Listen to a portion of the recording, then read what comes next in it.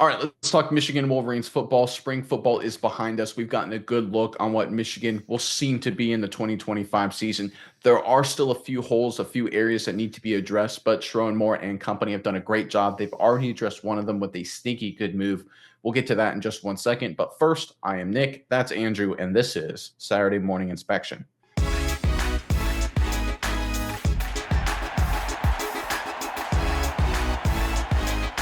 All right, the Michigan Wolverines, wrapping up spring football, have recently made an under the radar move addressing a key area of need. Let's get into the report and then we'll talk about it more in detail on the other side. This is courtesy of SI.com.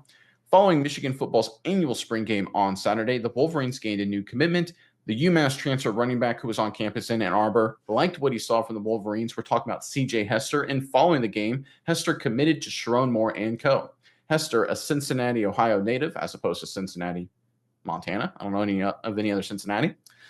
Finished his sophomore season with UMass. This past season, Hester ran for 529 yards and 4 scores for the entire season. Hester had his best outing against SEC powerhouse Georgia. Going up against the Bulldogs, the 5'11" running back ran for 74 yards and a score.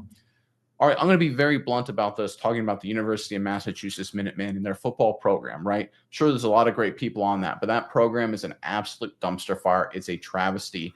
The fact that if you look at Hester's numbers and compare it to what UMass does, you kind of have to put that to a side because that is a disaster of a program. There's a few good football players that come out of that program and transfer out, and I think CJ Hester has a chance to be one of those guys. Again, UMass is not a place where good players like to stay. So don't look at Hester's performance, his numbers, and UMass's record and say, oh, what does this mean? Is this player any good?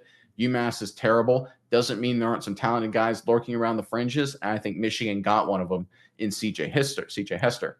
All right, Miles, I'm curious what your thoughts are on all of this. But first, Wolverines fans in the comment section below. Obviously, addressing running back was one of the needs the Wolverines had to do during this transfer portal window. But what's another need you think Michigan needs to address? Whether it's through the transfer portal, whether it's through getting a young guy to step up, whatever it may be. What's another position you think Michigan needs to focus on between now and summer football, summer workouts, and all that deal, starting, again, just a few weeks away? Give us that position in the comment section below. But, Miles, what are your thoughts on this latest move out of Ann Arbor?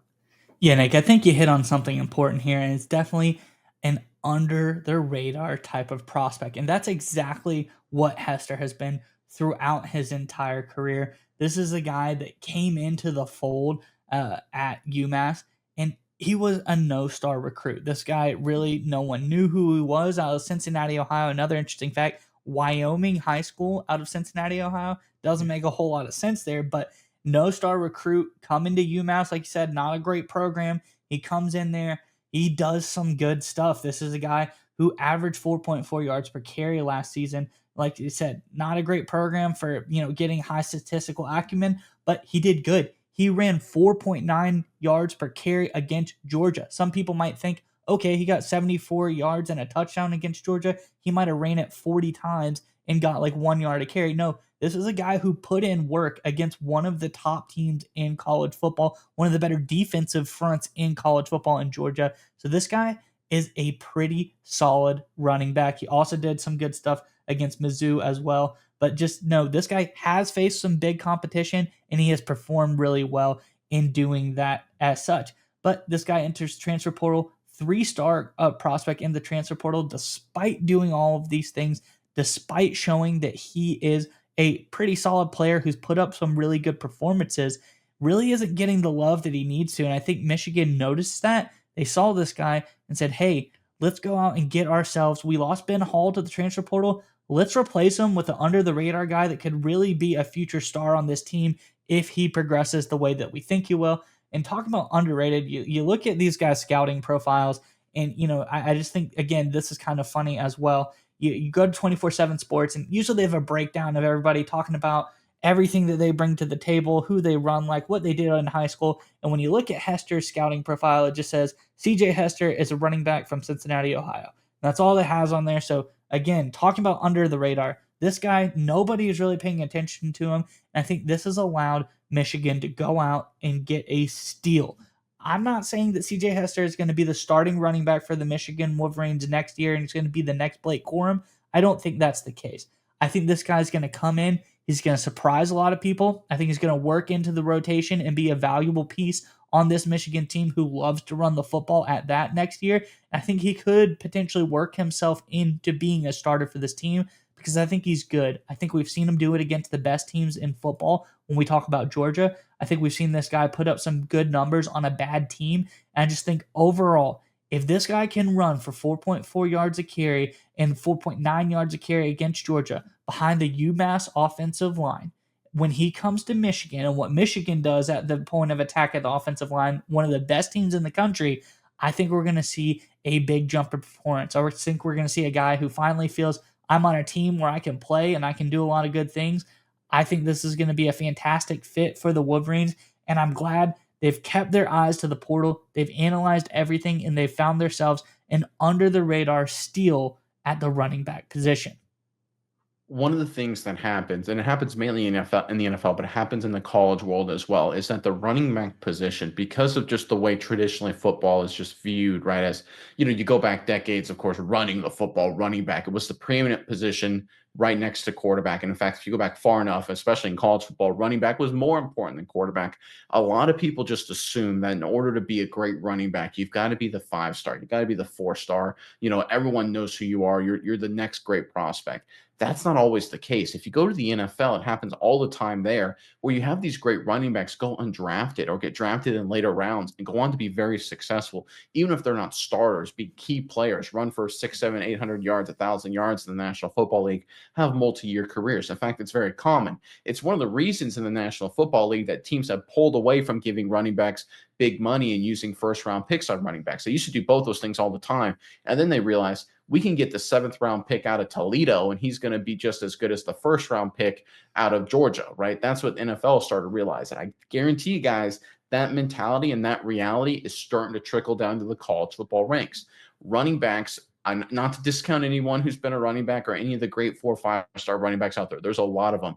But unless you're one of the top 3, 4, 5 guys, unless you are a Blake Corum, then there really isn't that much delta between the number 8 guy and the number 208 guy. There just really isn't because there's so many good runners. And I look at a guy in Hester here who, like you said, very productive, did a good job, very efficient with the UMass Minutemen last year. My favorite statistic, in 133 touches, if you count the receptions, 0 fumbles, not 0 lost fumbles, 0 fumbles. So this is a guy who takes care of the football. Love to see that. You talk about a guy that's a grown up. He's gone through transfers. He's gone some really tough seasons like he just did with UMass. He'll come into Michigan. He'll have that veteran experience. He'll be happy to be there. This isn't some transfer that's going to show up and be a locker room cancer. He's going to be like, oh, I can't wait to, the moment he doesn't get playing time, he's going to want to transfer out. I guarantee he's going to come in there and he's going to be working his butt off because he's going to be happy to, not lose every single game by 40 points. This is a guy who's going to come in, fit very well into the locker room. Like you mentioned, is he going to be the starter? Is he going to run for 1,500 yards and 20 touchdowns?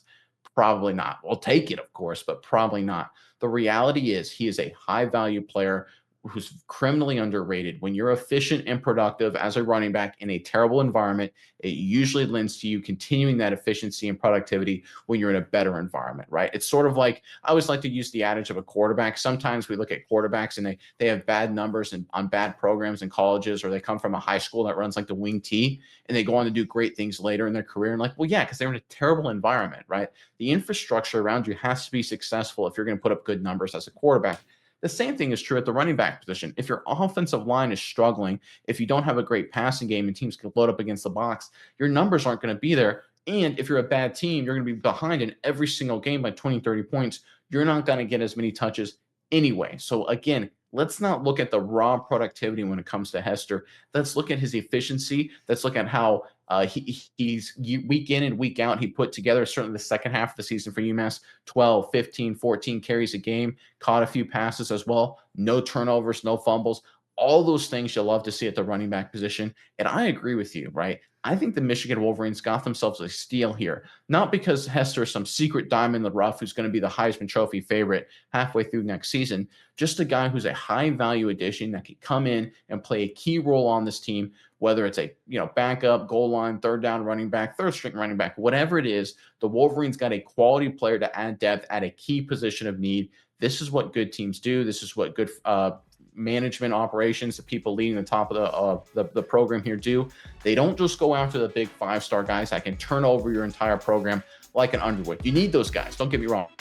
But you also need the ultra roster, and the addition of Hester will help Michigan do just that.